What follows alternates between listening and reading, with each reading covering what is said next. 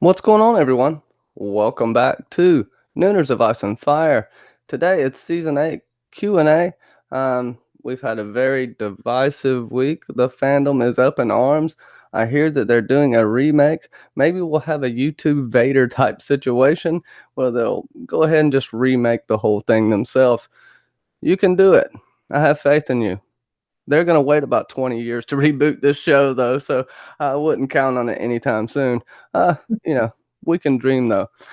This has been crazy, to say the least. Johnny B. crazy. And we have a final season finale that everyone is excited for, scared for, isn't ready to wrap up, or is just pretty much dissatisfied with it. But Dornish Dan, one of my patrons, who is awesome, just made a video about his comment.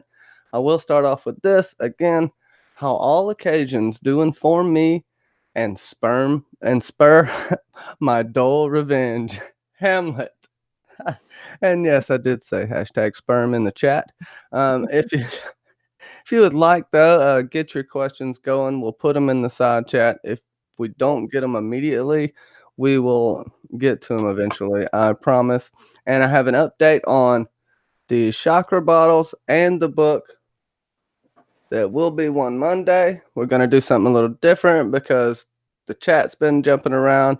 Everyone who gets an answer right is going to get their name in the hat, and then I'm going to draw at the end. So today we may do a few questions, but they get your name entered into the chat, into the hat, and if you make the time cut off with the correct answer, you get your name in there. Other than that, let me introduce my panel, and we'll give shout outs in just a second. MackenzieLBurns, aka Sasa, is here. She is my resident co host, my shadow, apparently. And then we have the Oracle, Claire Gray. And we had a really funny pre-chat. We've been just going on and on. The tinfoil is flowing, my friends. And Fandom D saying, I don't know what you mean. There's no negativity here. Have you seen my video? I swear you just commented on it. So don't play me like that. We're all having a good time. We're enjoying the ride. Claire, how's it going today? Introduce yourself. Tell people what is up. Hi everyone. I've just not long got in from work actually. And we were just talking about how this really has been a bit of a crazy week and just how everybody's reacted, how people at work have reacted, how the internet have reacted. I'm kind of divided. I actually think I enjoyed it more the second time. I've watched it twice and I enjoyed it much more the second time. As I've said, it's just sent me off into a complete spiral of tinfoil theories and enjoyment about what might happen, what probably won't happen, what I wish would happen in the very, very, very final episode. Because you've got to think there is 80 minutes. They've got to put something in there in 80 minutes. It's not just going to be Daenerys looking like she's commanding the Third Reich. It's got to be, there's going to be something, and it's going to be hopefully really fast paced. So, And it wasn't the bells that made her just go into no.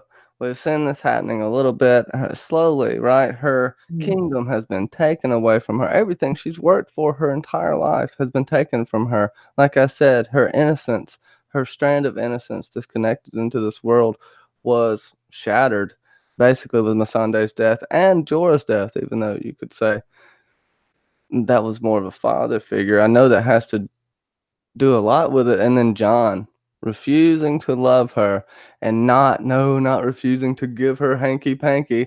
It's that love, that intimate relationship she needed at the time. She's grieving. Like, I can relate to this. I probably would have burned everything down in the heat of the moment because this is rage. You can't even say that she's crazy. This is just rage. Like, that's how I interpret it. When you say mad queen, she's mad. Like, literally, she's upset. This is she can only think about all those she's lost and everything she's sacrificed, and for what? For what?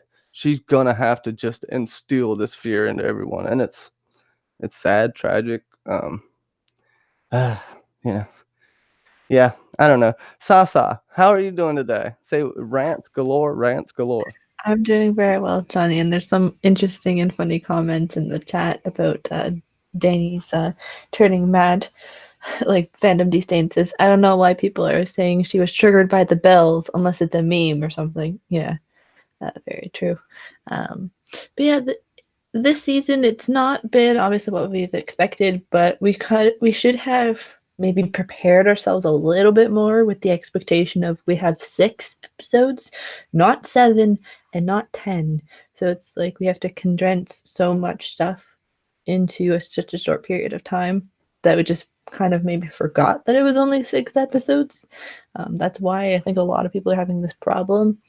But I'm excited to talk about these questions and answer some of them with you and Claire today. Yeah, let me give a shout out to the chat real quick. Get this out of the way. No, you guys are awesome. You make this show, so I can't thank you enough. Y'all are fantastic. Sasake, what is up? Just mailed out that heavy, heavy package I sent to you. Khaleesi Clues, thank you so much for coming out. Tad Dawson, what is up? Zeta Alpha, how is it going? Katrina Torres, what's going on? Jason Patrick, Peter Griffin, giggity, my man. Danny McKay, pew pew. A Phantom Descent, the Funko man. Do you have a Funko of yourself? That's what I thought. Shh. Julianne89, you're awesome. I mean, all this stuff. And then Bobby Catalano, the maker of my Maester's Nook, right? And I'm doing a revamp next week. So Monday, you will see all kinds of other stuff back here. Handmade by Bobbi. Go check it out. Handbound books. All kinds of stuff that I can't even think of. Maester's potions. I have Milk of the Poppy. I have the Strangler back here. I have Widow's Blood. I think I have Basilic's Blood. Even like books with false bottom. So with that, not gonna keep plugging everything. No, I gotta keep plugging other stuff too. The Imagination Realm. Go check out www.theimaginationrealm.com. We will be doing a new segment during this show a little later. With that, go ahead and shout out a few more people because I see Katrin C from my point of view and Dornish Dan. Yes, yes, sir. Yes, sir. Girl Nettles, what's good? See, I can't stop myself. See York.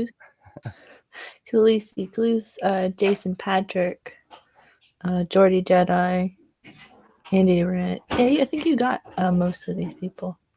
Yeah. Linda R. Thanks so much for coming out. Okay, let's see. Khaleesi Clues. We'll start off with her question. That good with you guys?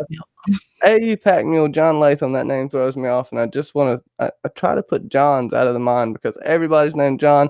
I'm named John, and then I get confused. You know me. Katrina Torres. That's why. Khaleesi Clues, is there going to be any bad guys left alive at the end? I swear Germ said some good / bad live / die. Not many bad guys left to die. That's a really good point. I was thinking of something. What if Danny does end up ruling and we end up being left on a civil war type situation with Sansa in the north? John dying a lot like his forefathers did in Brandon Stark and what's that Ar's father name? Rickard Stark. I could see a dark ending coming from here, and gonna check out this article later where Kit Harington cried at the end of Game of Thrones. A lot of people cried, and right now, if someone killed Danny, is it gonna make you cry? Think about that. I'll let y'all take it over. Claire, I see you chomping at the bit there. I don't know if there will be any bad guys left at the end. I think maybe we'll have, we'll plant some seeds for potential bad guys in the future, or maybe, it's not too far out of the realms of possibility that people who, as we've seen in the last episode, that people who we feel are good guys end up, swapping over and turning into the villains in the end, like, tyrants who want to end tyranny, who end up, they're tyrants.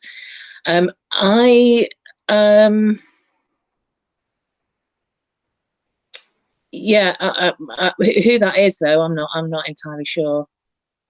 Hopefully a Stark or two that will have some questionable intent at the end.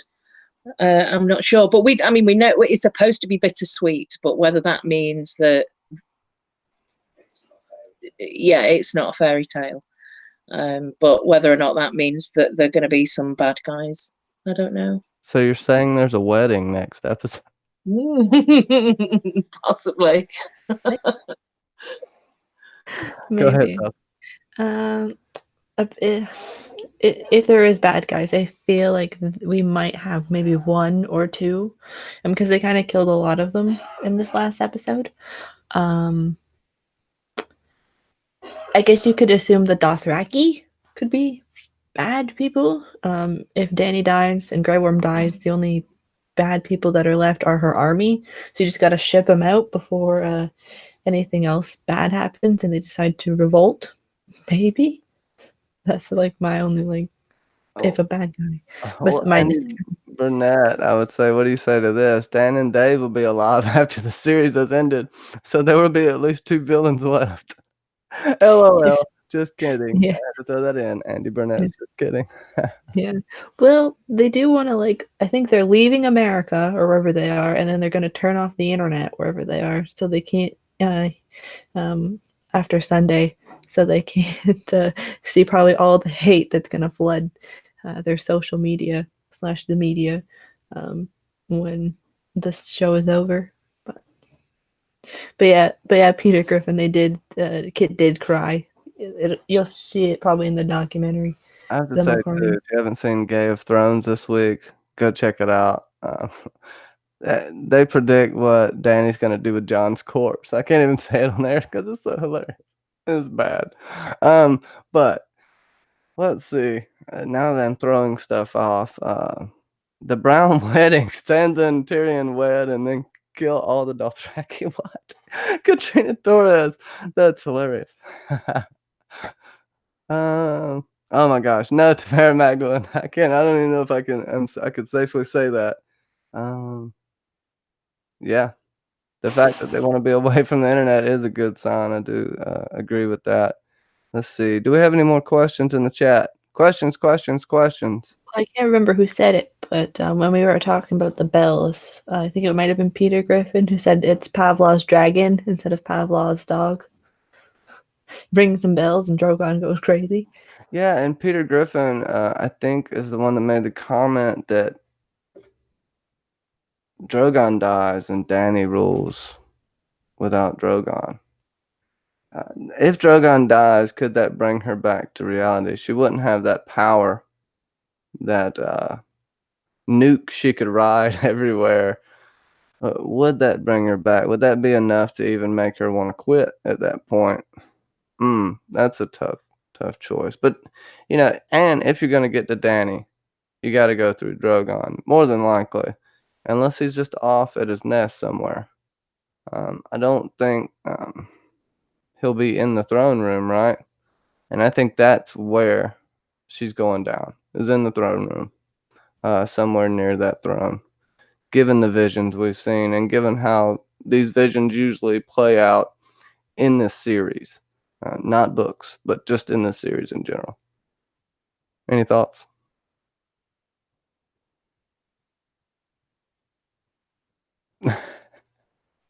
Sorry, just wanted to say hello to Julianne089, who said she's not feeling very well, but she's saying hi to everyone. Hello. Yes, I think she will die in the throne room. I think she'll be, same as in a vision, she'll be reaching for the Iron Throne, but she won't make it. Something happens, and yeah, like I said, I've been down the tinfoil rabbit holes this week, so there's all sorts of stuff going on there. I mean, I do think that going back to what you said earlier, Johnny, I think that it could be the opposite for Daenerys if she loses Drogon. I think that rather than weaken her, and not weaken her, but bring her back to her senses, bring her back to reality, I think it could go the opposite way, and she could end up like many Targaryens have in the past, which is this ultimate quest to recreate, and especially because she's just had that, it's not like she can imagine what it would be like. She's literally just had that and lost boom boom boom 3 of them in quick succession. She's going to want to somehow try and recreate that, or end up, you know, like a lot of the previous Targaryen monarchs that just have that, they just end up being crazy and, you know, wildfire and trying to imagine that they are a dragon, all of that stuff. So yeah, I think that I think she will probably die before Drogon does, though. I think her dragon will outlive her. I think that bond with Jon in season 7 is significant. I think there's something to that, because also dragon riders, you know, dragons have more than one rider. When one rider dies, they'll have another, and I don't think Drogon's going to forever be by her side. Will she let her guard down? No, I think they'll be unsullied around her at all times, but she's going to have to, at some point, try to savor that. And you have the 3 people that could kill her, and the wild card with the crossbow, who is, everyone's going to be pissed off if Bronn kills her, but damn if he isn't set up to do something of this nature. He needs his castle, right? Does he think he's going to get it from Dany? I don't know. You know, and Tyrion's probably about to die because he has done betrayed Dany again, and she has said what's going to happen, and we've seen what happens when people betray Dany. It goes all the way back to the wise masters who she burned and had their dragons eat them, which I would say is, in general, if you're in your right mind, I don't know if you want your dragons getting a thirst for human flesh like that, because that would make it more dangerous around the city, you know, for kids getting killed, and not just burned, getting eaten. People just disappear. Where do they go? Well, the dragon probably ate them. Anyways, I'm going on this long tangent. Pick me up, Sasa. Yeah. Drogon, yeah, because we kind of talked about this pre-stream. It's just Drogon and what happens to him if Dany dies, or how is anybody going to get close to her at all, because we saw that's what happened with Jaime in the Field of Fire, is that Jaime started to charge towards her and Drogon just almost lit him up into pieces.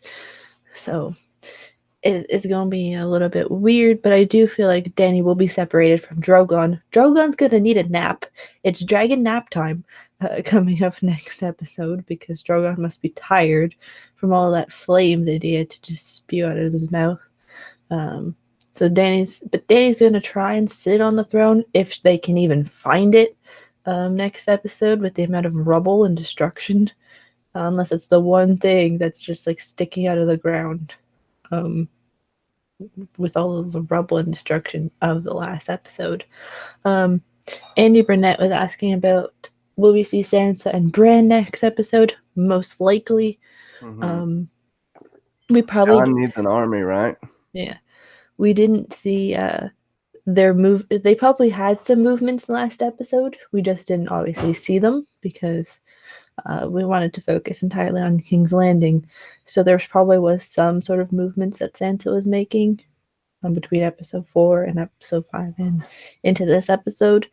Whether Those Sansa... letters that Varys sent. Yeah. I think for sure he sent one to Sansa, right? To get her to send it to people in the north. They're going to believe her over Varys. And Varys will send it to everyone else. The Prince of Dorne, Jose Martel. Old Town, the Citadel. Yeah. They're trying to send it anywhere as possible. Sansa could even made it her own letters, maybe, and describing what had happened, because they got it from the source. Do you think it's possible?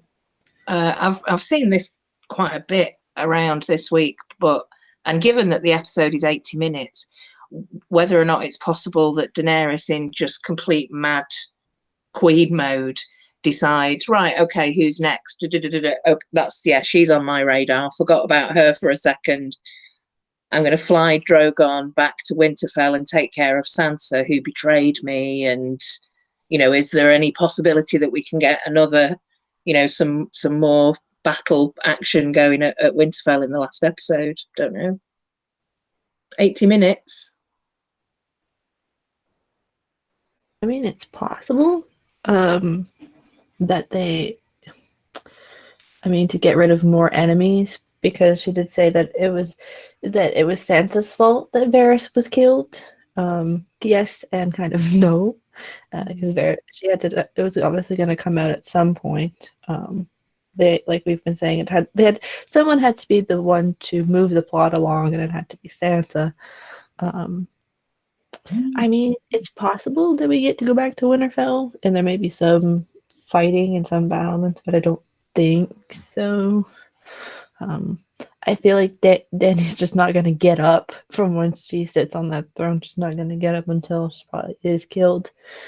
And Jon may have to kill her. They've kind of slightly alluded to, at least once I can remember it. I can't remember which episode it was from, but this season, where it was a couple of conversations, I think, with Jon and Daenerys, where it's like, well, what if Sansa doesn't accept that I've bent the knee?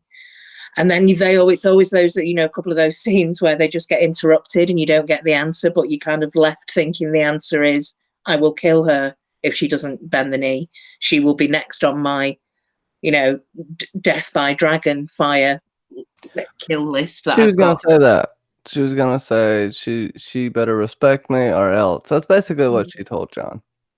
There's warning signs, and she did do a hard turn heel. And if you're wondering why I'm so grainy, my internet's being an ass right now.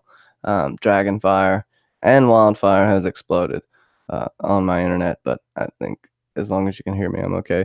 As far as the questions, please throw them in the side chat for me. So it's out there. I can see y'all, but it's from on my phone. Anyways, yeah, that's some really good points.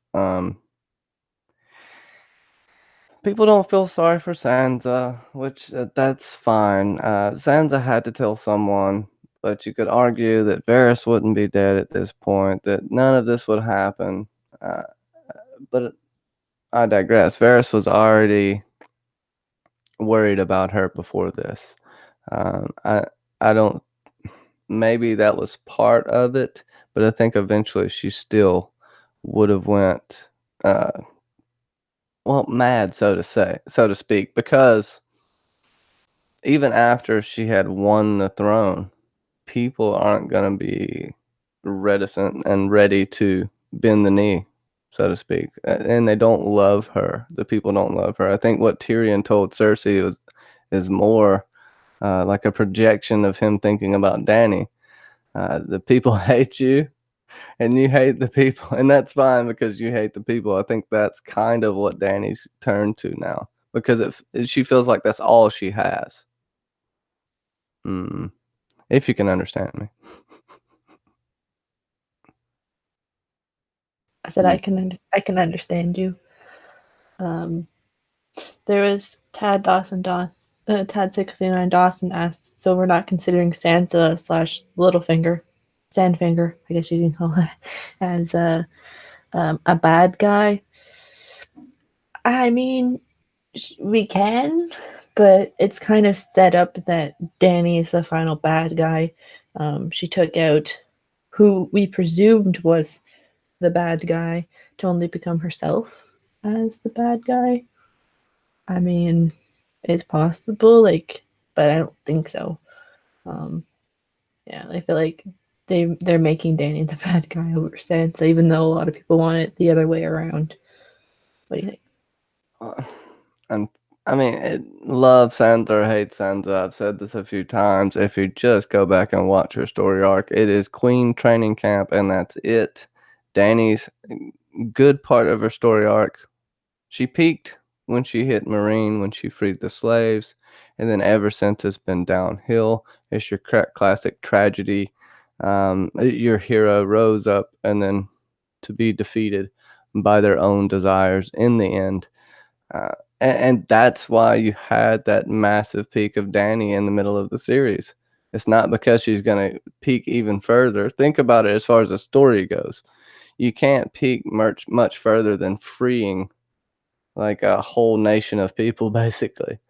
And the argument she should have stayed in Marine, that was more of her home than anywhere else. But, again, I rant. Okay, will we get a time jump this last episode? I kind of feel like we may, just to see the future of what's happening, but more than likely we're getting an ending cut to black that we're going to scream at the television screen. We're going to throw our popcorn. That's how I feel. But we might get a glimpse of the future, possibly through Bran. He has to do something else. Will he become king? I don't know. Like, he's going to be the weirdest king in history, but, who knows? John Del Vento is the first that I know of that said something about it.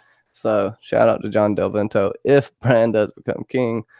Claire, I know you heard tinfoil and you want to speak on it. Oh, yeah, loads of tinfoil. I would like to think that I'm not sure that it would be very useful to have a time skip and jump into the future. I think we're going to be left on a bit of a cliffhanger, but not an annoying cliffhanger, an understandable one in a way. So I really like my friend Callum's theory, which is somebody significant like Arya in the closing scene, she dies, and then we zoom in on her face, and she opens her eyes, and they're blue eyes, and that's it. That's the final shot. So something that'll kind of make you go, oh, right, okay, yeah. There's the seeds have been planted for the others to still be there. I don't know. I mean, I've got no idea what's going to happen in this episode. It's just driving me crazy because I'm sort of going between. Well, think simply, kind of. Everything's been pretty simple, right? Yeah. If you kind of go down to base emotions. It's difficult to kind of go to oh, right, okay, this has been planted by the show, and this is definitely going to be picked up. This has been mentioned 3 times at least, so this is going to have to be revisited. That makes sense. I think it does, actually. I think the whole Daenerys thing, once you get over the initial, like, oh my God, what are you doing? Shock, it does make sense. But I think for me, it's more the pacing of that. I would have really liked to have seen the emotion that the actress displayed when she was on Drogon and she was looking towards the red queen.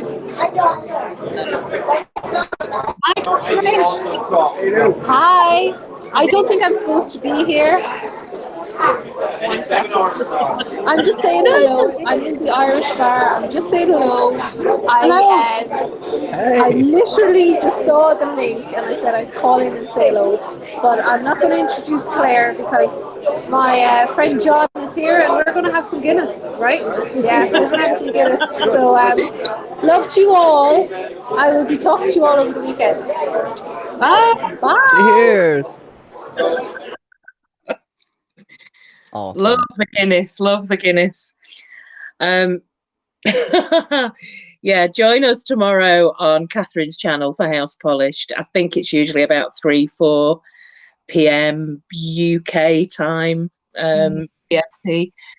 Anyway, what I was saying about Daenerys is I like that emotion, that because we don't see Daenerys' face for the rest of that episode, but the switching between a crying, upset crying, and the determination that she had on her face when she turned around the previous episode after what had happened to Miss Andy. And I think if there'd have been more that set for the viewer, that sense of like real build up, or much more obvious build up to this sense of jeopardy of which way, we know she can go one of 2 ways, rather than just Daenerys is the good guy, Daenerys is should be the queen, Daenerys should sit on the Iron Throne. There shouldn't be. I think they should have pushed much more, and they could have done this. And the actress is capable of doing this, but emoting that sort of, it is definitely going to go one of both ways. We know the history. We've had hints of this. We've seen all the foreshadowing, but the actual character development to get to that point where she's sat on the tower, staring down at the Red Keep, and the emotion and expression on her face, I think that would have had just as much of a powerful, shocking response from the audience, but a much more justifiable and understandable one. So that's kind of where I'm at with that. I think it wouldn't have mattered to the budget. It wouldn't have made any difference. I think they could have just done that better. It's fine. I don't mind what they've done, and I understand it. And I get what Johnny's been saying over and over again for such a long time. And yeah, you can see the compilations where it's all put together and you go, of course, of course. But I still think, for me personally, I would have preferred them to have that duality be much clearer, where you really are kind of on the edge of your seat wondering which way she's going to go. But yeah, those are my thoughts. Sorry, I went off on a complete Danny tangent then. No, that's fine. I agree with that. It was a little rushed, but my only argument is that, yeah, it's very short in general, and it's kind of what I expected. But I agree, people that don't dissect it like we do may have not seen it coming, but that may have been their whole point too, that shock factor type deal. But if you go back and look, it's there. But no, there's plenty of issues. Just like with any show, you can find issues, and I can sit here and complain all day. I'll try to move on to the next question though, before I get into a rant myself. No. It was Jason Patrick. Yeah, the Sands no. Army. Well, yeah, you can say there was Julianne's question, but you can answer. There was. We can The Vel soldier. I think that was a Northman soldier, Julianne. And Jason Patrick, the army that Sansa has being mobilized right now. I do believe so. I think Varys sent out at least some type of warning, and Brienne having that affinity for Jaime. And then you have Sansa on top of that. She's sworn her life to her. So I think they're at least going to pull someone in here. Maybe not. But you have to imagine that they're not just leaving Sansa and all those people up in the north. I think there was a deliberate reason they make us mad, and Jon doesn't even pet Ghost. We may see Ghost again, although he might die, and then you might be even more pissed off, but it's okay. The show is supposed to make you feel something, even if it's not the right thing, I guess. Tad Dawson, we're not considering Sansa Littlefinger 2.0 a bad guy. Not yet. She hasn't did really anything bad other than tell a secret that arguably a good person would have told that secret, depending on the circumstances. If you feel like I can imagine she's seen other things off screen that we haven't seen with Dany. And just like we said, there's probably more context there. But I'm just making shit up off the fly, right? Contreversy, from my point of view, I will let everybody else answer. Did someone survive that we think is dead from the last episode? Sasa? Probably. I mean, we didn't see. We saw that Davos, Jon, and Tyrion presumably left King's Landing. We know that Arya's presumably gone. So unless it's a big shock, I mean, maybe some soldiers. A lot of people are surprised that there's still Dothraki alive, that none of them died either because of the cold, because of the battle for Winterfell on the way, but because of injuries or because of this battle. I'm surprised that there's still Dothraki alive. I mean, I guess you could say, even though we didn't see any injuries with him, but Grey Worm, the fact that Grey Worm's still alive is just kind of like a but it'd be just a shock and awe if somehow Jaime and Cersei were still alive. The shock and awe is that horse that Harry Strickland was riding was the same horse that picked up Arya. And if you do go back and watch the flames go around it, I realized this while watching Game of Thrones. they picked it up. It was hilarious. But it's the same damn horse. You can see the hairdo, the part, everything. I think that's I some wasn't kind of too symbolism sure. there.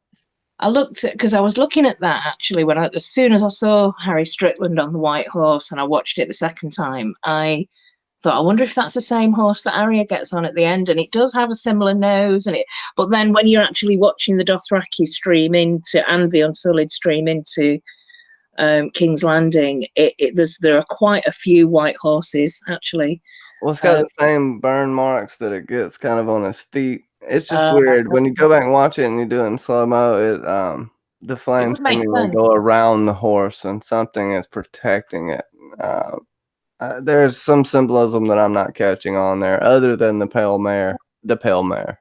The pale That didn't sound right coming out, but that was the right thing I said. Anyways, the internet seems quite saturated this week with a fair amount of theories that Jaime makes it.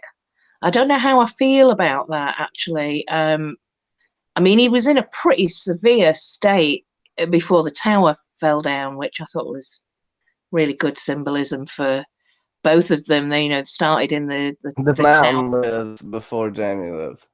Yeah, I don't know, but this is purely based on like post-production interviews with the cast, and they've had lots of like Instagram photos with the guy who plays Euron and Lena Headey, and the guy who plays the Mountain, and it just, yeah, but not Jaime. And I think it's somebody from Entertainment Weekly who usually does the sort of post-death exit from the show, post-episode interviews. And he was asked, what about Jaime? What about the character who plays Jaime? And he was like, oh, no, not yet, not yet. And it's like, oh, so of course, everyone's just losing their minds that Jaime somehow survives into the finale. But I don't see it, and I don't know if I want that, although there just Their seems world came crumbling down upon them. Yeah. Think about that. It's pretty poetic the way they died. And there's no Valonqar, so shh. Okay. Yeah, there was I saw this online somewhere. I can't remember if it was a video somebody made or not. But it was the fact of if the plan had worked and Cersei and Jaime had gotten out of King's Landing, it would have been a funny thing if 20 years later there would have been that cycle, except it was the Lannisters, or that Lannister baby coming back to try and take over with Dany. But then there was something else of like how that the Lannister line essentially being cut out with Jaime and Cersei, Cersei's death in a sense would have been eerily similar / slightly different with the battle. I guess it was the Battle of the Bells when Rhaelos scurried away. It would have been that's the lucky, like Dany and Viserys and Rhaella were lucky compared to Cersei and Jaime, because if it had escalated and everything else, it would have been completely different. And as well, with Jaime and Cersei, it's that thing of that mirroring. I think I talked about this on Monday, but it's that mirror of the first time we see the two of them together, they're on top of a tower, and the last time we see the two of them together, they're in the bottom of the King's Landing, or the bottom of the Red Keep. So it's just that. I thought actually it was great. I thought that Lena Headey was fantastic in that moment of right up until the very end. She was hanging on to just her own delusions right up to the point where actually you end up feeling really quite sad for her. And I do think it was quite poetic, and on reflection, it was like, actually, I don't know, I think I was just feeling a bit of a strange way because I'm a Brienne fan and I'm not entirely sure what the hell that was about between Brienne and Jaime. And I think so. Yeah, I'm happy with the way it happened. I think the internet as a collective, and perhaps show watchers generally, it's just that disbelief of no. You cannot. That's one of our favorite characters. He didn't really get the redemption that we expected. So we insist that he's got to come back somehow for the finale.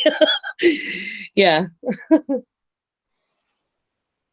Or as Fandom D Saint says, I'd be pissed if Cersei died, but Jaime lives. Yeah. Yeah. Like a lot of people. Johnny. Alyssa. What?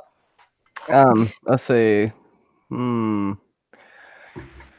Jason Patrick. What if the whole series has been going on in Bran's head the whole time? Blue-eyed giant theory, basically. No, I hope not, Jason Patrick. But for the for shock's sake, they may do it. I'll give this a 5% chance on the tinfoil scale. What do y'all think?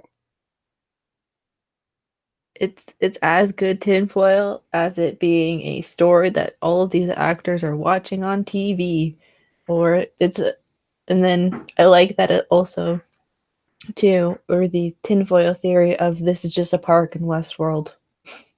That Westeros is a park in Westworld, and maybe John's the only one that's the actual human in this story. The blue eye being that of Anthony Hopkins, Robert Ford. Yeah. John Latham, I know you'd love that theory. Let's see, we'll get to the next question, which I think is pretty juicy. Andy Burnett, do you think we will see any pregnant women in episode 6? Dany, Brienne, Arya? I think this would be a nice ending for one of these characters. I agree. I could even see possibly Arya doing this, and the actual pale mare being symbolism for that. For her bringing new life into this world. And she may even have to deal with a little bit of Jaqen Hagar, giving her a little Confucius riddle in her ear at the end. But, I think she's paid her debt, and maybe she will receive confirmation of that. And her giving life after being the Deathbringer for so long, I would not be opposed to. She did like I thought she was going to do. They didn't just go straight up, I'm going to marry you, blah, blah, blah. Gendry went corny, but can you blame Gendry? No, not at all. But I could see something of that nature. And Dany has like this weird baby bump that we've seen from the first episode. She had a baby bump. But if anything, when she didn't eat for 2 weeks, I think that may have caused more damage than anything else we've seen here, if she is pregnant. And I don't know. Oh, yeah, don't understand. Thank you. I did state the human evil would be far worse than the Night King evil. Well, that is true. It's so sad. We suck. No, I'm just kidding. Claire. There is a comment that Fandom D Saint made quite a while ago. Let me see if I can find it, about Arya. Where is it? What did you say about Arya? Oh, I think it was Grey Worm. That was it. It was about Grey Yes, Worm. the Yeah. Why didn't I meant to say something about that? Go with it. Why didn't D&D get rid of Grey Worm in episode 3? Actually, way back before then, there was plenty of times that we could have disposed of Grey Worm. He kind of was quite a disposable character for quite a while. I thought way back when they first, I think in the last, well, I say way back in the last season, which was a couple of years ago now, season 7, where they they went into battle, didn't they, somewhere? Was it Highgarden or against the Iron Fleet or so? And there was that sense of jeopardy. He left Missandei. Is he going to make it? Is this going to be the last time we see? There's been a few times that Grey Worm has been in a position of peril, and he's made it somehow. He's miraculously made it through the long night. Well, everything. So, same as John. He's a bit of a sort of berserker in battle. But yes, I think absolutely they've saved him for a reason. He's gonna kill somebody. Whoever kills Dany, I think Grey Worm may kill, and it's not gonna be Drogon because they're gonna wait till Drogon's not around, in my opinion. And Grey Worm's going to be constantly at her side. I think Arya kills Grey Worm and takes his face. Oh gosh, you're going with it now, but no, I do like it. But based on what I've seen, if I don't think Arya's it'll got a happen. couple faces, it'd be funny if she just walks up there as Walter Frey and just says, "Danny, the twins are yours." I'm just kidding. That would be pretty cool, but I do think Grey Worm's going to take someone out. And once he does this, the realization of what he's done, that he's done something that Missandei may not necessarily want. But you could argue that Missandei was ruthless, didn't want to give the wise masters any leeway, and you can't blame her for that. Like the horror she's seen is. That's why her and Danny relate so well. Do you think, I'd like to know what you both think, and sorry if you've already mentioned this earlier this week in your streams. Do you think Daenerys has already given Grey Worm the instruction to kill Jon? There's been a couple of heavy hints, I think, and looks between them where it's almost like, she seems pretty convinced that this is Jon's fault. Jon betrayed her. And he's still massively a threat to her claim, especially because, from Daenerys' point of view, who knows what Varys could have done and, what webs he's been weaving in the few weeks that he's been there. So. I'm calling it now then.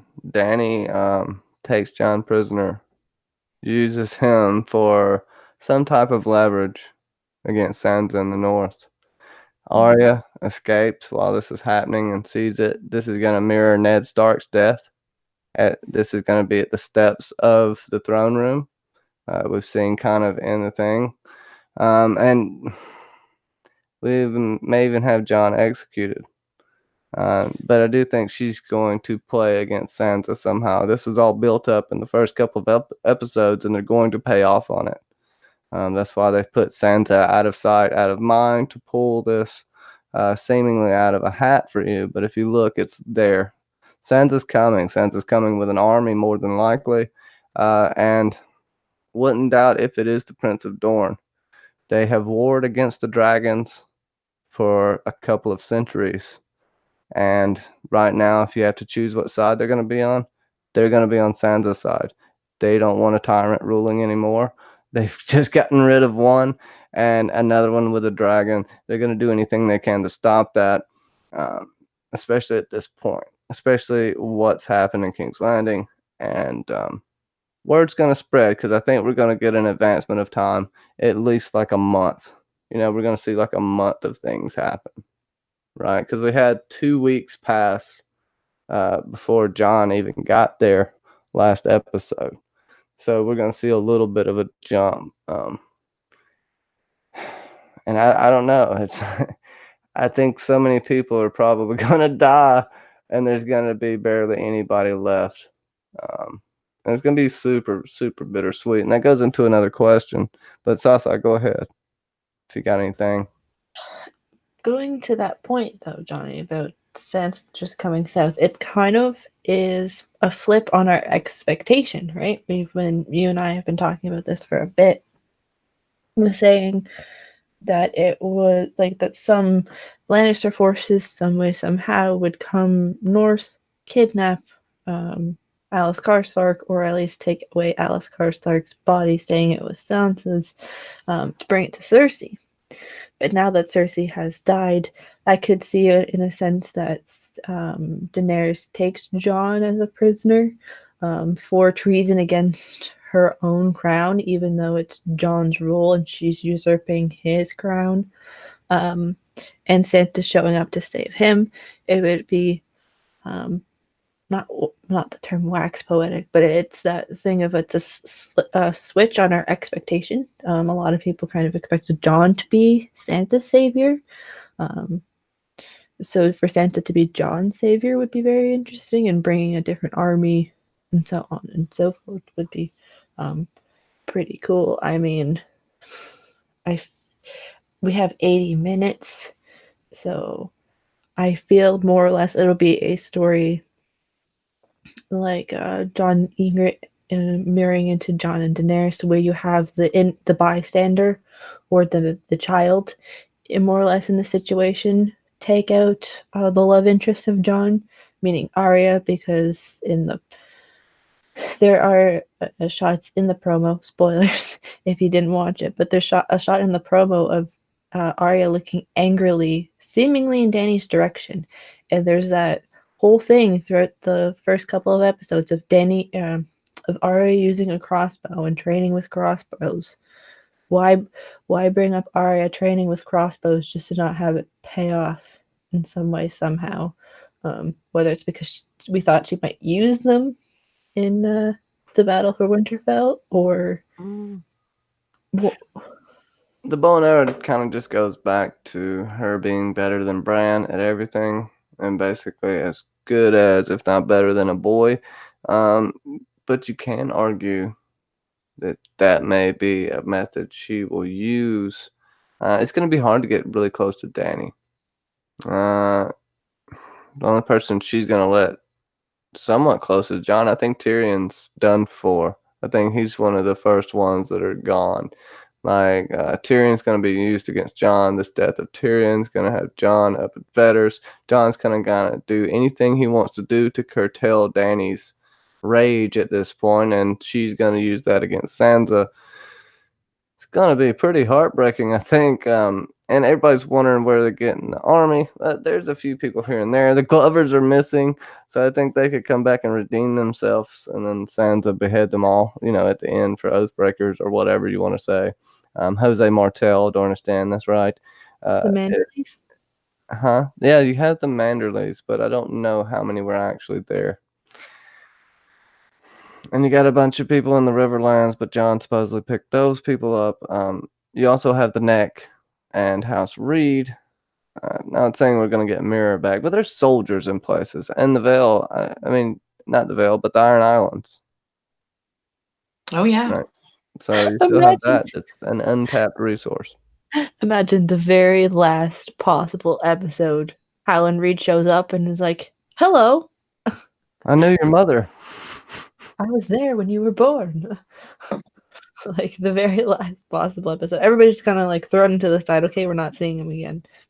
Griffin, if Yara, I don't know. Now Yara would probably pick Jon over Dany. I don't know. You know what I mean? That's a tough question right there. But if she knows what Dany did, what do you think? The Oracle should know. I'm still spinning around in tinfoil corner, and I wasn't paying attention. I'm looking at Peter Griffin's comment. Could I like this idea actually? Could a pack of wolves take out a sleeping dragon? Well, maybe. Yeah, and what if Dany's sleeping with Jon? A battle-weary dragon. Oh my goodness! I just thought of the worst way they could end this. Jon coaxes Dany into thinking he wants to sleep with her, and then kills her. Oh my god, that would be the worst. But that could happen. Oh my gosh, that could happen. Well, he could have he could have a scene where he's like making out with her, and it's not Longclaw that uses, because we know he carries two swords. He's like a shorter sword, not like a dagger, but like dagger length, and then Longclaw. So he could stab her in the back, like he's like does that whole thing, and then he just, instead of stabbing her in the front, like we're all kind of expecting if she's Nissa, and then just have her stabbed in the back. Like the metaphorical and physical stabbing in the back. Yeah, I mean, I think we're gonna see someone super honorable have to do what Jaime Lannister did, even though it's almost too late. But you can't say it's too late. There's still some more stuff for her to burn, but I think it's gonna play out slowly, right? I don't think this is gonna happen. People are gonna be measured about this because they have to be careful. One wrong move and poof, you're literally lit up like a spark. Just poof, you just burst into smoke. Yes, New York, that's hilarious. Hold on. Danny McKay made a pretty funny comment. By the end, there's going to be 14 people left in Westeros chilling in the Riverlands drinking Starbucks. And that's about it. They're going to open a chain. They're going to repopulate Westeros with a bunch of emos. It's going to be just a bunch of emo kids running around Westeros being emotional. What's up, Tron? They're just gonna be brooding. They'll probably be John's offspring, something of that nature. John's smoke babies live to repopulate Westeros. Baby. I don't know if Read a someone. question before I lose it here. I don't know if there was a question in the chat necessarily, but there's the idea of Danny could use the pregnancy thing as a way to have her not be killed. What do you think? Yes, she could say she is, and she doesn't even have to be. And this goes back to Varys saying that she'll bend him to her will. That's why, John's either going to do this last moment, or someone else is going to have to do this with John. Nothing is more accursed than a kinslayer, and that is what makes me think that John's not going to have to do it. That's what makes me think someone else is even going to come and do it here. Tyrion, you could say, has been set up for it by Varys and going to be the one to ultimately have to kill the person he loves, because we've seen from the behind the scenes that Tyrion actually does love Dany. Why? Maybe we'll never know. There's not much context there, but he does. I just think he's pretty much dead right off, but there's still a possibility. Arya, it almost seems too straightforward that Arya is going to kill her. Although you do have the green eyes and the pale mare, but they're not pulling from the book. I mean, they could be pulling from the book, but nothing about the pale mare has ever been mentioned in the show. And I've said this multiple times about a bunch of theories, including the Golden Company not turning, because they never have talked about the Golden Company and where they really came from and how they're connected to the time. They didn't even set it up. So I don't think they're going to use that. I think it has more of a traditional symbolism there, but I could be wrong. I'm not right about everything in any manner. Comments are going crazy. Sasa, would you like to take over? I will try to shut the hell up. There. So Dornish Dan, I think it was, who called now Westeros will be called Emo-Ros instead of Westeros. So I put it in our slide chat just in case because it Can was I fun. say it real quick? Tenfold. Dany is pregnant but lays eggs instead of giving birth, showing she really is a dragon. That's I mentioned it in a video a while ago that she can only have dragon-like creatures as her babies. Even Rhaego was supposed to be like a bat / dragon-like. So, and that's probably why if they do make it like that, they could have Jon and Sansa get married. But there was another question, or not, it's a statement from Sasuke who says, next episode, the girl on the boat with the tea shows up with Theon's now 5-year-old kid. Like the girl on the boat from season 2, where he's like, I'll be your salt life. Close your mouth. Yeah. Maybe Sasuke. Just maybe. And by the way, yeah, a wild card candidate for killing Dany is Bronn. He's been thrown into the shadows with a crossbow, and it's been mentioned twice to Dany that that's all it takes is one bolt to the heart. I think Jorah and who else said that to her? Was it Barristan? I think Barristan said it to her as well. Or Steve York brings up an idea of Davos has done F all about time he killed somebody. What if I don't know. Yeah, they took Davos killing Mel away. I think that's pretty much crushed his soul. Somehow he was in the vanguard in that fight, didn't get touched, and I don't, he seemingly is a lot better swordsman than he gives himself credit for. Those nubs, they can swing a sword, but we've seen Corn Halfhand, who literally only has half a hand, and he's pretty good with a sword, but whatever. Davos lives. He will, like I said, if there is a baby, those nubs will be pacifiers built in, and he will be the nanny. That's what Davos is set up for. What if it's Sam's baby? Then he does that with little Sam, or not little Sam, little John. Yeah, well, I mean, you got Little John.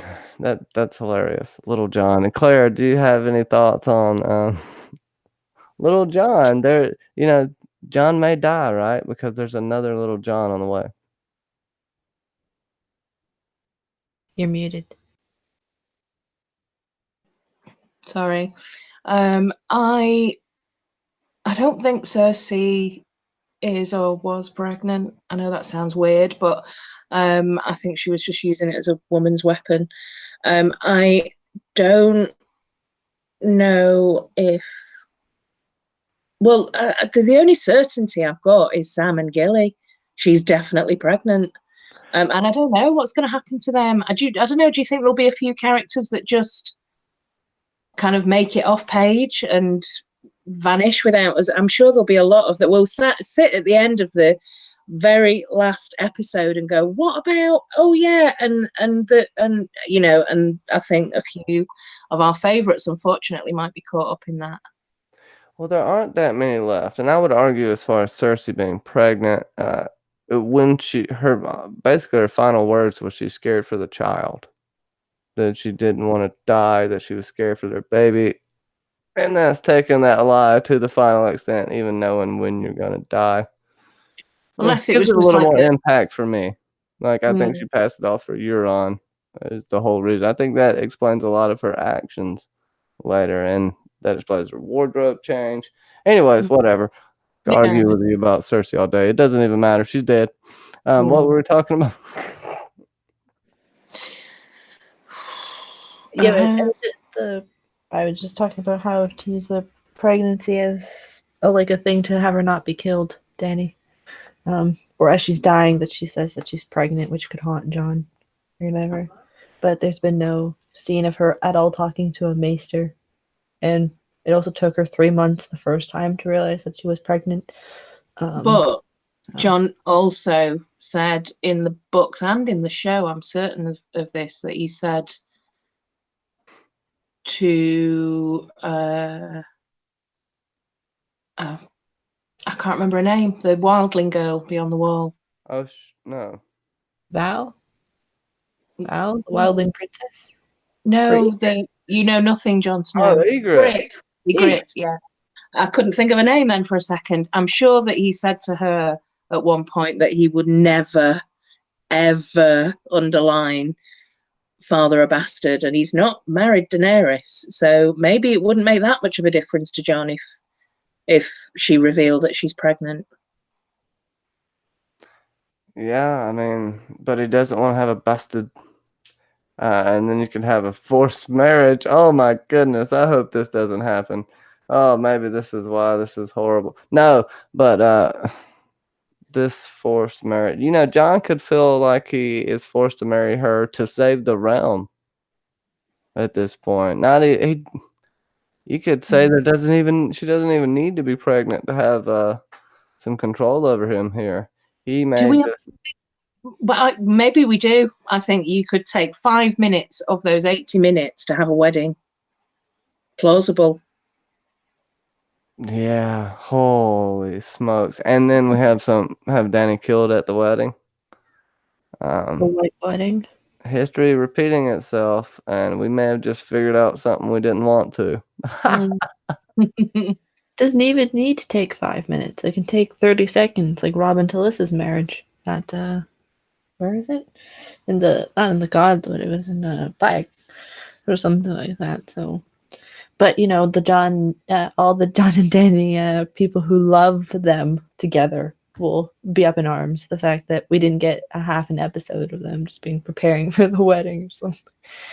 I feel like weddings are always bittersweet. Yes, and we haven't had a wedding that ended amazingly, and if that, it would only be Sam and Gilly would have like a Edmure and Rosalind Frey's wedding.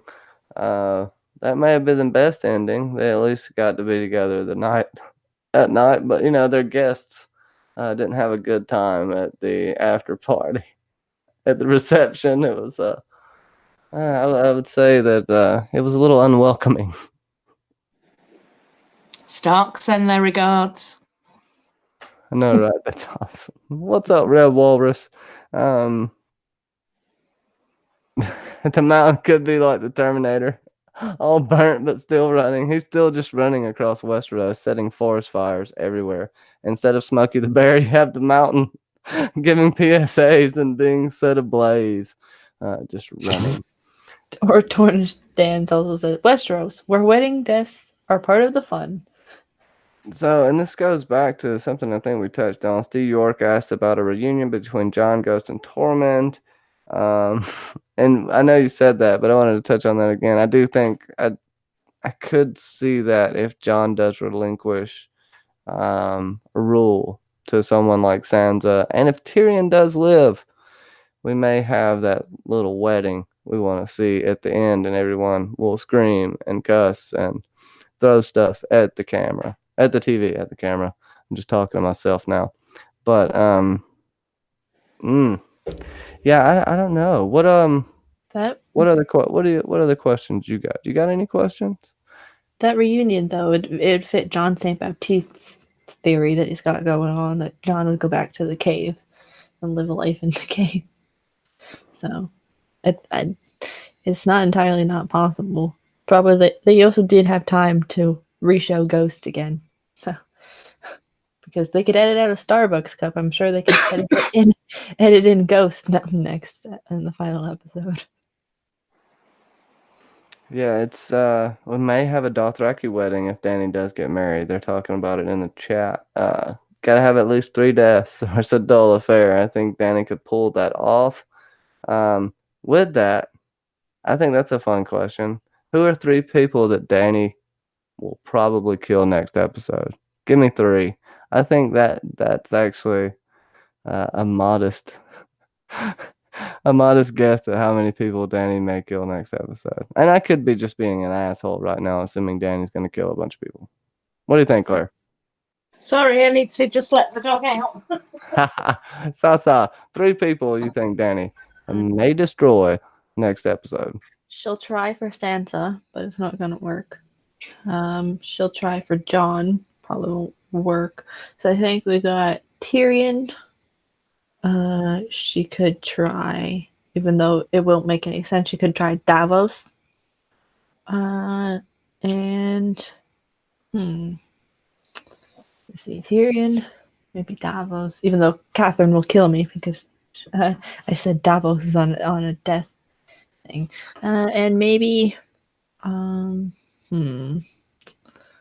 don't know, someone important. Like she could try to kill John, but I don't think it's gonna work. I think she's gonna try and kill a whole bunch of people, but it's not gonna work. If we had more people, more expendable people alive, this choice would be a lot easier. But I don't know. Yeah. I think Dany kill, Claire? Tyrion, definitely. I think he's going to go out quite quickly. Tyrion's going to be like the finale's version of Varys in the previous episode. It'll just happen quick in the first 5 minutes. Then I think probably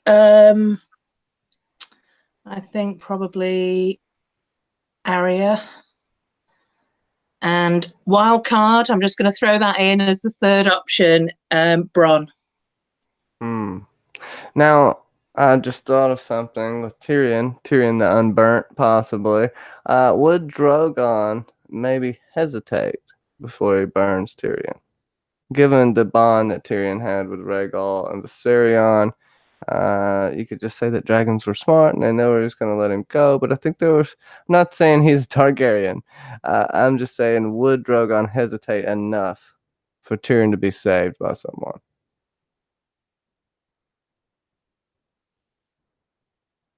I'll give me an answer anyway. I mean, even if you don't know. Maybe. I think like a lot of people thought Varys, like Drogon might have had a problem to kill Varys because of the whole Varys might be a Blackfire idea that's been floating around for a long time. I don't know. In the books, but that doesn't really matter in the show. But I think if Drogon is to hesitate to kill Tyrion, his mommy will be mad at him because she'll be like, "What do you do?" Like she'll try and yell at him again. So that may be or not yell at him, but try and say just Dracarys more enthusiastically, I could say. But I feel like Drogon will listen to mommy anyway, and he'll kill Tyrion. Because you did mention it before that Dinklage did guess correctly how he was going to die before he scripts. Well, I guessed the ending. He didn't say he was going to die, but it did guess the ending. Or how his character would end up, sorry, not die. The easiest thing could be to guess is to burn alive. The whole thing about Tyrion, I think, just completely epitomizes for me in one character just how I'm so conflicted between what I think the writers may do and the show producers may do in reality for the final episode and what I think possibly could happen. And there's a whole range of options of things that I think could happen, but I don't think will be included in the show. And this is all kind of encapsulated in Tyrion's character, because you've got to think about, okay, you could take the perspective of, as a show watching audience fan base that's developed over the last 8 years, Tyrion has been a massive fan favorite. Dinklage has been, like accolades left, right, and center. He's a very, very popular character. We have seen a fair amount of pandering to fans this season and a bit of kind of fan fiction type stuff. Maybe he will survive. Maybe Sansa and Tyrion somehow make a political alliance and end up on the Iron Throne. If, again, pandering to fan fiction, we have to have somebody on the Iron Throne if it even exists. So there's so many different, vast, wild possibilities with Tyrion. But if you look at the true, simplify it, bring it right back down to basics, what they've done so far, they have to honor the fact that she said, this is your last chance. You will not make another mistake again. If that doesn't happen in the first 5 minutes, then they've kind of just completely, lied to us yet again.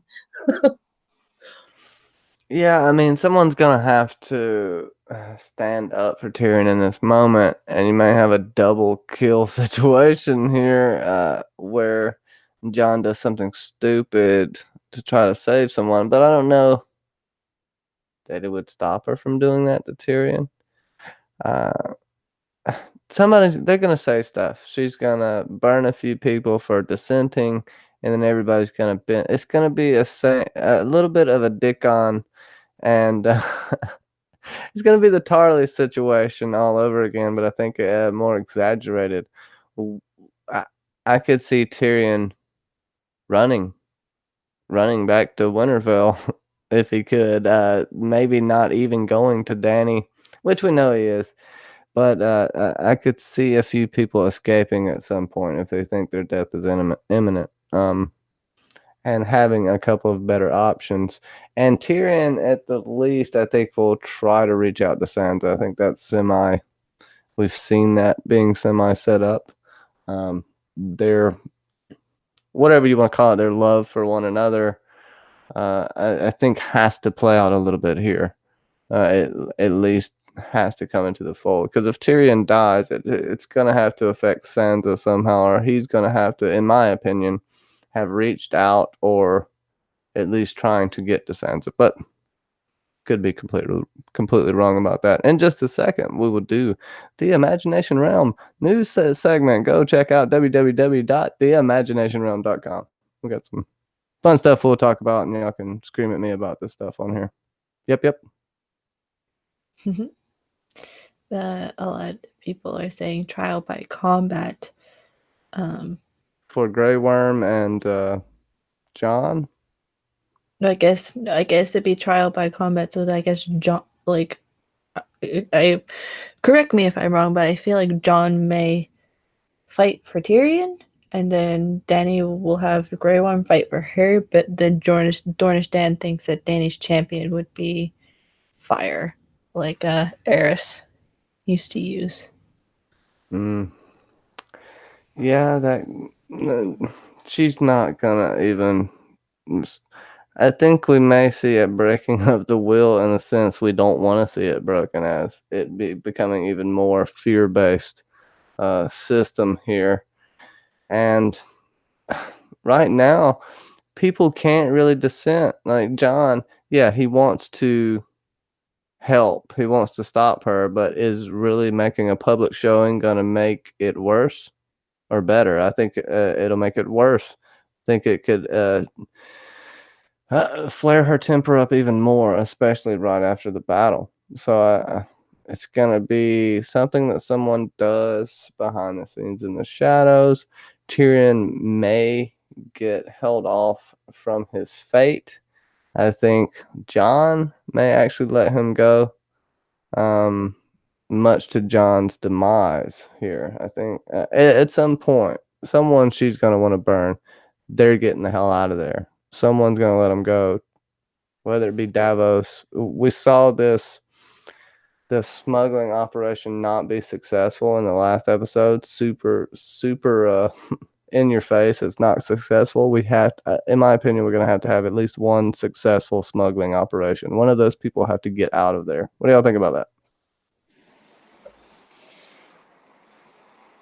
Yeah, I mean, it's completely destroyed, isn't it? I'm surprised there's anything left. If you think about that scene when Cersei was looking out of the onto King's Landing before Qyburn kind of pulled her away and the whole thing collapsed, everything was just totally destroyed, and there's pockets of wildfire everywhere. So yeah, I think the safest thing is, yeah, fall back, get out, get out. I think a lot of people manage that. I don't know where Arya's going, but I would think a lot of people are trying to flee. They're not just going to be like, oh, phew, right, okay, I survived that. I suppose this is the new queen now. I think that everyone's going to want to get out of there. And I don't think there are any walls really to prevent people from doing that if they somehow manage to survive that just molten lava. Yeah, it's like they did a bunch of acid. The floor is lava, bro. The floor is lava. What do you think, Sasa? I mean, yeah, because we'll be faced with what Dany's destructive behavior caused next episode. We'll see how much rubble and collapsing buildings are left, how much of the Red Keep still stands. I feel like Drogon took out at least a couple towers, like the Tower of the Hand, and a couple more other towers have probably been taken down. How are they going to deal with that? Like, are they just going to have just a bunch of just rubble over King's Landing? Like, yes, I No, know. you gotta have a worker force. Build this back for me. Oh my gosh. Die doing it. They're gonna piss people off if she basically has workers for people that she forces to work under fear to rebuild that city.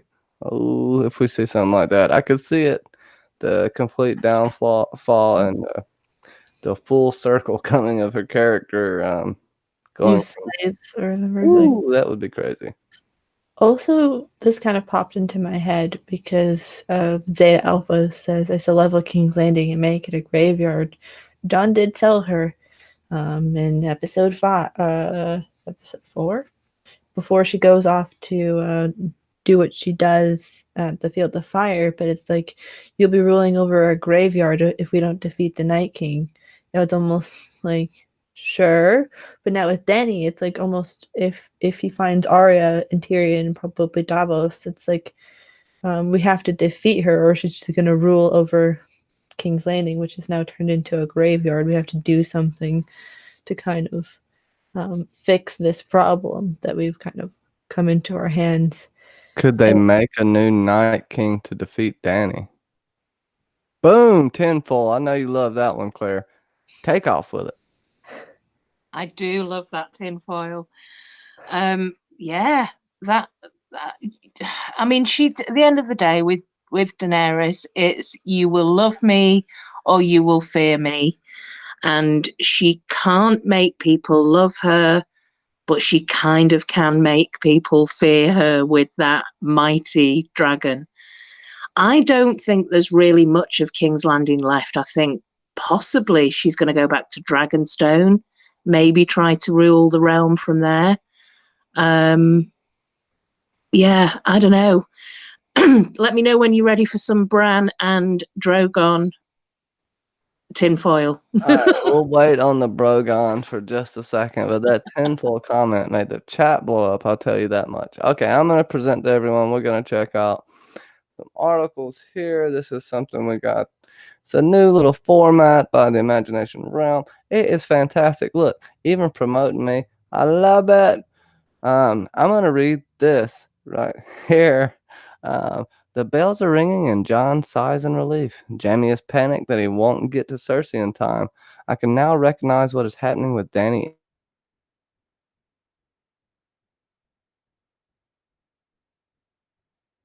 Seats in a row, losing several loved ones within the past few weeks, being rejected by her love, being betrayed by that love and close advisors, and realizing that it was a lie that she would be welcomed by loyal subjects who have prayed for her return to save them.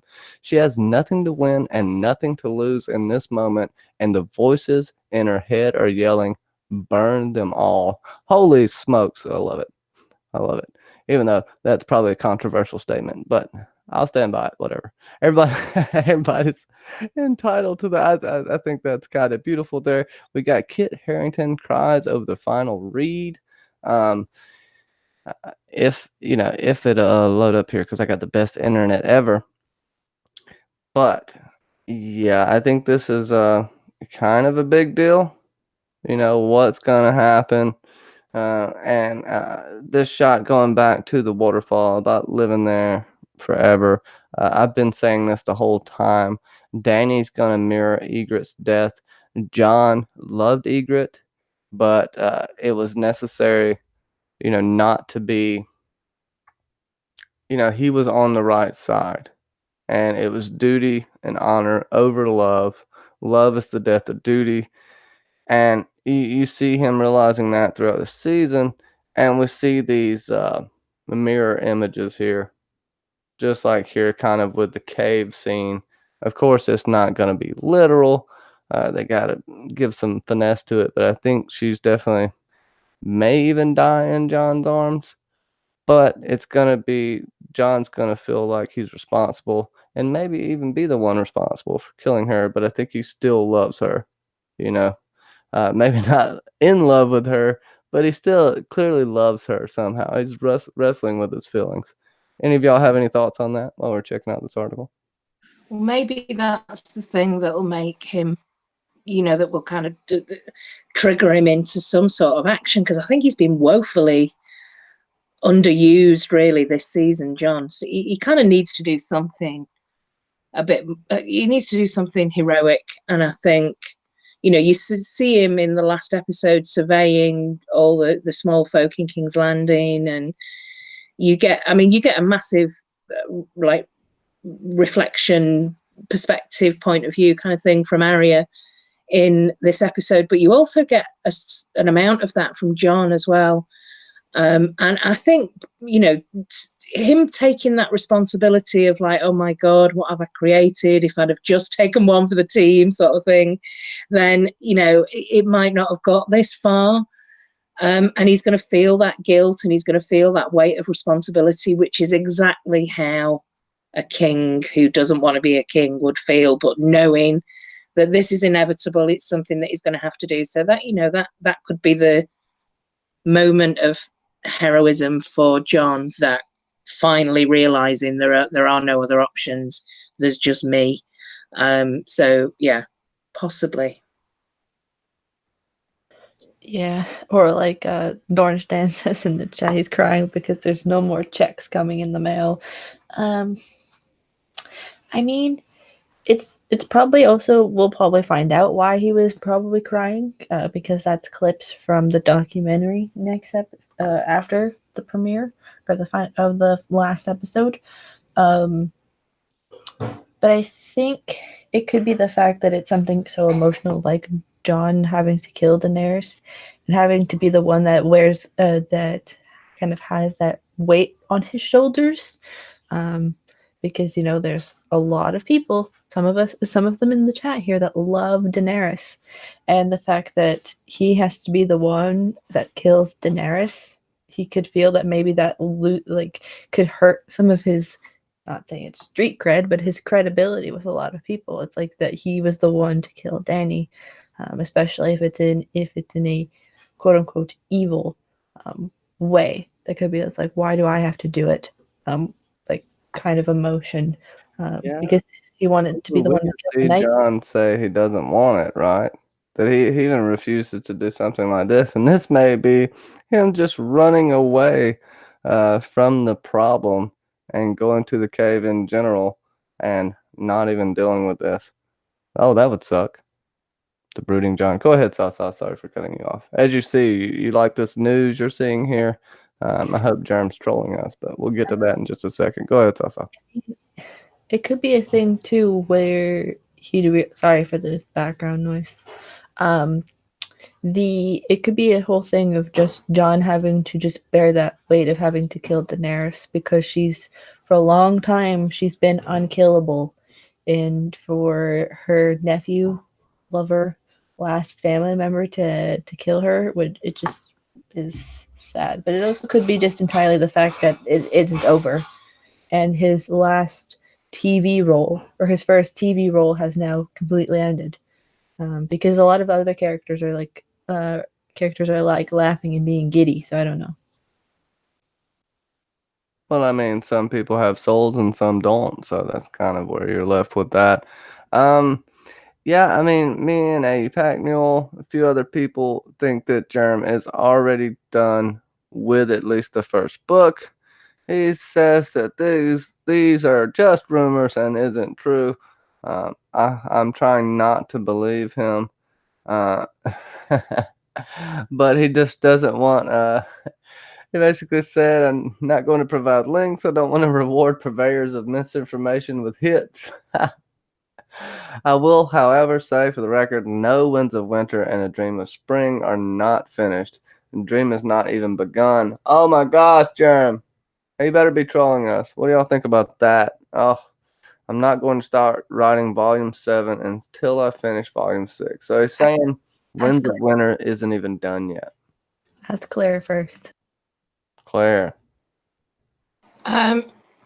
I think I'm just trying to think of what I would do if I'd finished both books, and I probably would troll the internet and put a statement out like, no, nowhere near, not even started that. Winds of who? What? Where? Yeah, I'd probably do something. I probably would do something like that. He's a notorious troll. But I think and I'm only basing this purely on my experience of, I watched the first season, couldn't wait for the second season, read the entire book series right up until the following week, very conveniently, Dance with Dragons came out. So for me, I've never had to wait really, apart from this wait between Dance and Winds. And I'm convinced that as soon as that's my dog, sorry. As soon as this, I think Winds of Winter will be out within a month of the final episode. That's my bold prediction. Bold predictions with the Oracle, Claire Gray. You like that voice? Yeah, you better. Everybody in the chat, shoot love for whatever, me being weird. But yeah, Jason Patrick says, I don't believe him. They have to be. He's like 80 years old. Steve York says George is lying. Everybody thinks he's lying, which he definitely could be. But let's get to something else. D&D Star Wars. I don't feel like getting people mad. George just had that problem of consolidation. That was his biggest problem with, wasn't it, Dance and Storm, not Storm of Swords, Feast for Crows. That was a problem that he had. Consolidation. That's probably just his biggest problem that he's facing. If it's not, it's probably finished. It's just having to cut pieces out, and rewrite. That's probably about it. That's my feeling. If he still is in the thralls of writing, it's just the consolidation that's his biggest problem. Yeah, and I don't think it's that big. I think he's gonna get them done. I think he has to be close. I think when he says he's not done with Winds of Winter, he's not done condensing it yet. I think he has it all written. He just has to narrow it down to 1,000 pages or 1,200 pages.